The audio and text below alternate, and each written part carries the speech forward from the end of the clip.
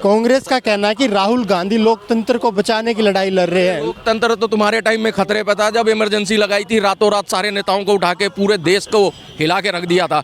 लोकतंत्र तब खतरे में नहीं आया जब तुमने सरदारों के साथ इतना कुछ किया। ठीक है, लोकतंत्र तब खतरे में नहीं आया जब तो नेहरू गांधी ने वहाँ पे जाके चाइना में और वीटो पावर उसको दिलवाई, तब लोकतंत्र खतरे में नहीं था। तुम जाके बाहर बुराई करो तब लोकतंत्र खतरे में नहीं है। तुम जहर का बीज वो जातियों में फूट डालो, वो मतलब लोकतंत्र खतरे में नहीं है। अभी कौन सा लोकतंत्र खतरे में है? नया वो बना, उसका बहिष्कार कर दिया तुमने। नया सांसद बना, वैक्सीन लेके आए, कोरोना वैक्सीन, तुमने बोल दिया बीजेपी की वैक्सीन है, फिर भी जाके लगवाया। तुमने राम मंदिर, सबसे बड़ा राम मंदिर, सनातन का विरोध करो ना। तुम्हारा कोई अभी देखो अलायंस में सनातन का, उसने बोला कि वो डेंगू मलेरिया ये है, कैंसर है, एड्स है, सारा बोल गया।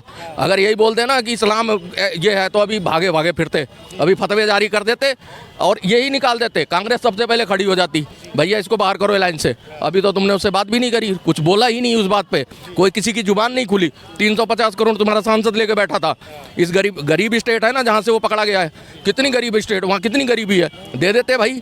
तुम बताते ना, उस पर तुम्हारी जुबान नहीं खुल रही है। अभी रिसेंटली ये लोग कह रहे हैं कि राम का मुद्दा लेके चल रहे हैं, राम के नाम पे वोट मांग रहे हैं। काशी और मथुरा पड़ा है ना, मथुरा में जाके तुम ले लो, तुम भी राम के नाम पे वोट मांग लो। तुम्हारे बस की नहीं है ना, तुम्हारी जमीर गंवा रहा है। क्यों? तुम्हारा एक वोट बैंक खिसक जाएगा। खिसकेगा नहीं, वो भी समझ गया है। 70 साल से उसको भी तुमने तुष्टिकरण ही किया, वो भी अब समझ गया है। 30% जो मुस्लिम है पढ़ा लिखा, वो बीजेपी में आ गया है। अब सोच लो, अगर तुम सनातन का विरोध कर रहे हो 100 करोड़ हिंदुओं के देश में, तो तुम क्या अपने पैर में कुल्हाड़ी नहीं मार रहे हो? वो खैर तुम्हारे को नहीं लग रहा होगा, लेकिन यहाँ की जनता समझती है कि तुम्हारे को हर जगह पटक पटक के मारा है उसने। हर चुनाव में पटक पटक के मारा कांग्रेस को। कांग्रेस के जितने विपक्षी क्षेत्रीय दलों को मारा है, वो नीचे जाके प्रधानी के चुनावों में पटक पटक के मार रहा वो। मैं आपको बता दूं, कन्हैया कुमार को तो नाम मत लेना किसी सामने। उसको NSA लगा था, उसको छुड़ा के इन्होंने स्टार प्रचारक बना लिया। इसके पास और नेता नहीं थे कांग्रेस में, वही था। तुमने रात को कोर्ट खुलवाया, आतंकवादी को बुला के सम्मान दे रहे हो अपने कार्यालय में। तो ये सब काम तो ये करते रहे हैं। कन्हैया कुमार को छोड़ दो कि है 70,000 करोड़ का घपला कॉमनवेल्थ गेम का है। कांग्रेस का एक नारा है कि ऐसा है, जब सत्ता में रहो तो लूट डालो और जब सत्ता से बाहर रहो तो हिंदुओं में फूट डालो।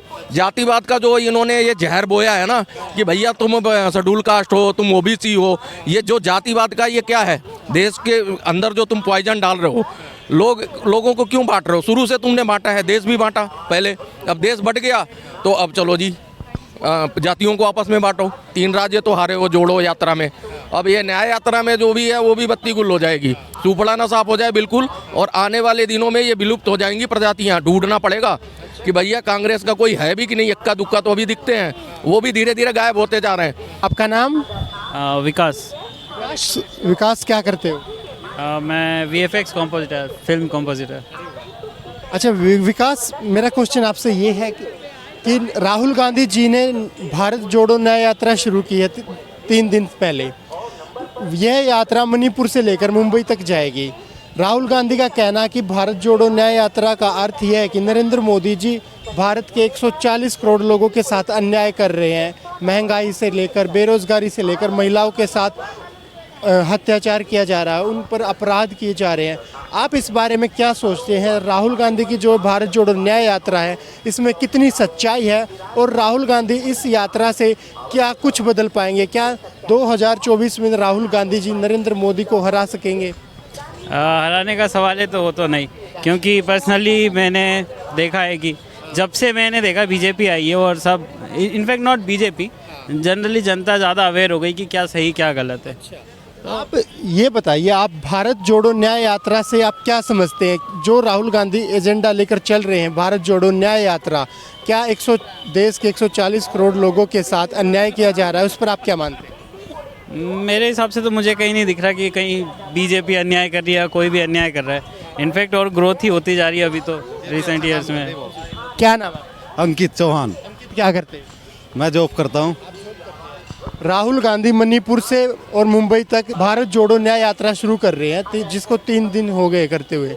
राहुल गांधी का कहना है कि नरेंद्र मोदी देश के 140 करोड़ लोगों के साथ अन्याय कर रहे हैं, जिसलिए इस यात्रा का नाम भारत जोड़ो न्याय यात्रा। इस पर क्या कहेंगे? कुछ नहीं, अच्छा काम कर रहा है नरेंद्र मोदी। राम मंदिर बना दिया, अच्छा काम कर रहा है, बढ़िया। सबसे बड़ा फर्जी तो राहुल है। बिल्कुल नहीं। क्या नाम आप? मेरा नाम मयंक है जी, कट्टर हिंदू पूरा।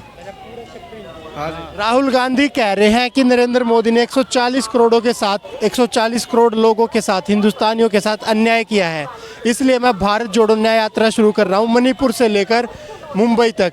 आज तक नरेंद्र मोदी ने एक बार भी मणिपुर में आकर नहीं देखा जो हिंसा मणिपुर में घटित हुई है, इसलिए लोगों को जागरूक कर रहा हूं, जो उनके साथ अन्याय हो रहा है उनके साथ न्याय दिलाने के लिए लड़ाई लड़ रहा हूं। इसने क्या कर दिया राहुल ने? राहुल ने कहाँ पे अन्याय करा? नहीं, राहुल ने करा क्या? आज तक करता क्या है देश के लिए? वो क्या किया उसने देश के लिए? कहीं पे कुछ भी आज तक पूरे देश में, इंडिया में हमारे में क्या कर दिया राहुल ने? कुछ नहीं करता आया। सड़कें तलक नहीं बनी। आज के टाइम में सड़कें ऐसी हैं कि कहीं भी चले जाओ 1 घंटे में 1-2 घंटे में सारा पार। हाँ जी, बढ़िया काम कर रही है बीजेपी, बेहतरीन काम कर रही है, 1 नंबर। बस से वो घूम रहे हैं, वो 15 करोड़ रुपए वहीं दे देना उनको, मणिपुर वालों को, किसी का भला हो जाएगा। 1-1 करोड़ दे दें सभी फैमिली को। एक दिन का खर्चा उनका 25 से 30 करोड़ का है जो ये न्याय यात्रा निकाली है। ऊपर से तुम डोनेट यात्रा मांग रहे हो। डोनेट मतलब इंडिया तुम्हें डोनेट करे कि भैया तुम ऐसा है, डोनेट करने पे तुम मांग रहे हो तो इतना खर्चा क्यों कर रहे हो? किसी की मदद करो, जाके किसी गरीब परिवार के यहाँ जाओ, उसको दो 50 लाख 1 करोड़, जब उनकी दशा सुधरे। तो वो सब तो नहीं करना, पूछो। कांग्रेस के प्रवक्ता कन्हैया कुमार का कहना है कि नरेंद्र मोदी जी ने देश में इतना अत्याचार, इतना भ्रष्टाचार और इतना अपराध बढ़ा दिया है जो पिछले 45 साल में आज तक नहीं हुआ। देश में जितनी हत्याएं हो रही हैं, हर 24 घंटे में 19 नौजवान आत्महत्या कर रहे हैं, ज़्यादा से ज़्यादा किसान आत्महत्या कर रहे हैं। राहुल गांधी जी हमारे देश के युवाओं के लिए, बेरोजगारों के लिए, महंगाई के लिए, लोगों को न्याय दिलाने के लिए लड़ाई लड़ रहे हैं। मैं आपको बता दूं, कन्हैया कुमार को तो नाम मत लेना किसी सामने। सही आदमी होगा ना तो वैसे ही उसकी बत्ती गुल हो जाती है, क्योंकि वो तो दरेज दो ही उसको NSA लगा था, उसको छुड़ा के इन्होंने स्टार प्रचारक बना लिया। इसके पास और नेता नहीं थे कांग्रेस में, वही था। तुमने रात को कोर्ट खुलवाया, आतंकवादी को बुला के सम्मान दे रहे हो अपने कार्यालय में। तो ये सब काम तो ये करते रहे हैं। कन्हैया कुमार को छोड़ दो। और जो ये क्या नाम है कह रहा है ना कि ये ऐसा हो जाता, मैं एक बात बताऊं, अगर उनको भला चाहिए ना, उनको राहुल गांधी को कहीं बढ़िया कुछ करना है तो किसी को दान करो। जितना घपले किए हैं, 70,000 करोड़ का घपला कॉमनवेल्थ गेम का है। 70,000 करोड़ का कॉमन, एक घपले की बात कर रहा हूँ, सिर्फ घपले। देखो उनका यही काम था, उनका एक ही काम था। कांग्रेस का एक नारा है, मैंने ही बनाया है कि ऐसा है, जब सत्ता में रहो तो लूट डालो और जब सत्ता से बाहर रहो तो हिंदुओं में फूट डालो।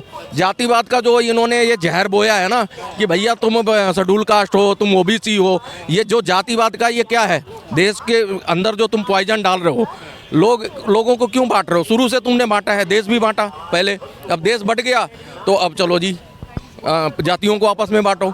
क्या हिंदू नहीं है वो सनातनी नहीं है, वो सनातनी पद्धति से जलाए नहीं जाते, वो सनातनी पद्धति से शादी नहीं करते, उनको तुम अलग करने में लगे हो। ये तुम्हारे तो वो है। एक बात बताओ, यहाँ 100 करोड़ हिंदुओं का देश है, 20 करोड़ लोग आज भी नहीं मानते अपने आप को हिंदू। वो कहीं ना कहीं वो चुनाव में आ जाते हैं कि हिंदू हैं, उसके बाद वो सेकुलर बन के घूम रहे होते हैं वो, लेकिन अनचाहे में भी हिंदू कहलाते हैं, क्योंकि इन्हीं की बीज बोया है कि सेकुलर का। सेकुलर तो कोई और लेके आया नहीं था, कांग्रेस ही लाई थी। तो इसलिए जो है ना, कहते हैं कि ये सब जो चीज़ें कर रहे हैं उससे कोई फ़र्क नहीं पड़ने वाला। 3 राज्य तो हारे वो जोड़ो यात्रा में, अब ये न्याय यात्रा में जो भी है वो भी बत्ती गुल हो जाएगी। सूपड़ा ना साफ हो जाए बिल्कुल, और आने वाले दिनों में ये विलुप्त हो जाएंगी प्रजातियाँ। ढूंढना पड़ेगा कि भैया कांग्रेस का कोई है भी कि नहीं। इक्का दुक्का तो अभी दिखते हैं, वो भी धीरे धीरे गायब होते जा रहे हैं। तुम ऐसा है कुछ और काम सोचो और कोई एजेंडा सेट करो। ये नहीं कि मोदी एजेंडा है, मोदी को हरा देना हमने मिलके। मोदी को हराने के बाद क्या करोगे? कैसे चलाओगे देश? कैबिनेट कैसे बंटवारा करोगे? कैसे सरकार पे अपनी सारी नीतियां लागू करोगे? 15 पार्टियों को जोड़ लोगे, वो 2 टांग खींच देंगी, फिर गिर जाएगी सरकार। आदि उसमें से 4-5 पार्टियां तो बीजेपी के सहयोगी थी किसी टाइम, लेकिन बीजेपी इस समय ताकत में है तो उन्होंने उनको भाव नहीं दिया, वो उधर भाग के गई हैं। अगर कल को वो जीत जाओ, कहीं जीत गया बराबरी पे आ जाओ, तो भी वो उठ के इधर आ जाएंगी। अगर मान लो 272 लेके आ जाए भाजपा तो भी वो बना लेगी। कांग्रेस का कहना है कि राहुल गांधी लोकतंत्र को बचाने की लड़ाई लड़ रहे हैं। लोकतंत्र तो तुम्हारे टाइम में खतरे पे था, जब इमरजेंसी लगाई थी, रातों रात सारे नेताओं को उठा के पूरे देश को हिला के रख दिया था। लोकतंत्र तब खतरे में नहीं आया जब तुमने सरदारों के साथ इतना कुछ किया, ठीक है। लोकतंत्र तब खतरे में नहीं आया जब तो नेहरू गांधी ने वहाँ पे जाके चाइना में और वीटो पावर उसको दिलवाई, तब लोकतंत्र खतरे में नहीं था। तुम जाके बाहर बुराई करो तब लोकतंत्र खतरे में नहीं है। तुम जहर का बीज वो जातियों में फूट डालो, वो मतलब लोकतंत्र खतरे में नहीं है। अभी कौन सा लोकतंत्र खतरे में है? नया वो बना, उसका बहिष्कार कर दिया तुमने, नया सांसद बना।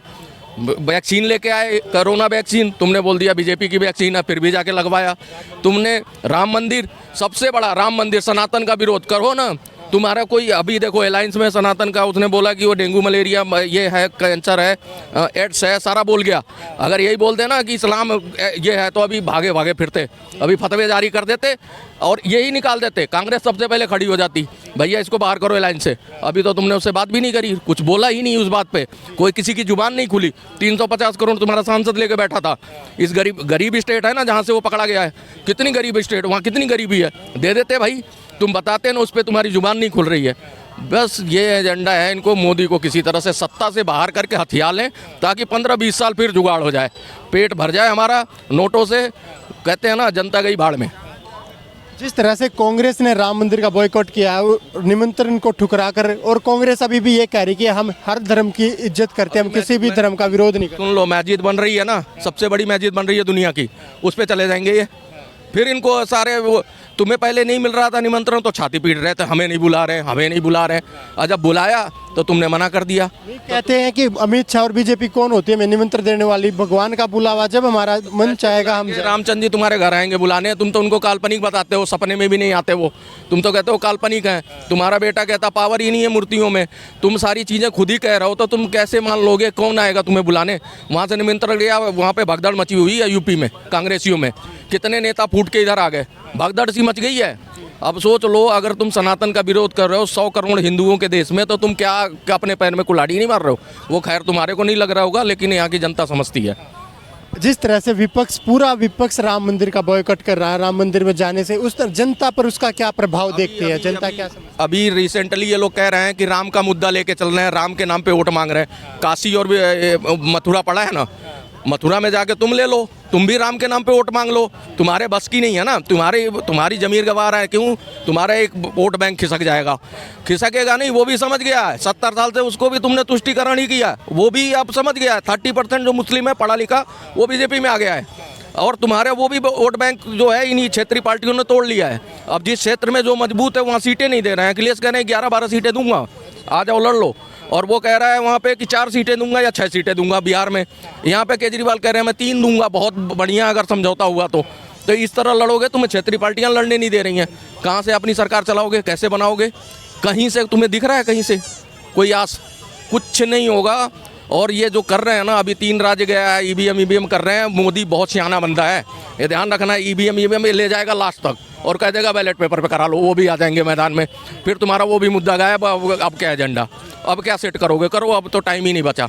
ये देख लेना, ये खेल होने वाला है। जो ईवीएम कर रहे हैं ना, वो चुप करके बैठ के देख रहा है। जब ये पीक पे पहुंच जाएगा ना, तो वो भी उतर जाएगा मैदान में। ईवीएम हटा के बैलेट पे कर दो जी, फिर उसके बाद जीत जाएगा। और फिर तुम क्या मुद्दा लेके? तुम्हारे को हर जगह पटक के मारा है उसने, हर चुनाव में पटक के मारा कांग्रेस को। कांग्रेस के जितने विपक्षी क्षेत्रीय दलों को मारा है, वो नीचे जाके प्रधानी के चुनावों में पटक के मार रहा है। वो इसलिए मार रहा है कि वो एक एजेंडा सेट करके चल रहा है, भैया हिंदुओं को लेके चल रहा है। तुम सॉफ्ट हिंदू की छवि दिखाते हो, लेकिन हो नहीं। तुमने हमेशा बाइकआउट किया है।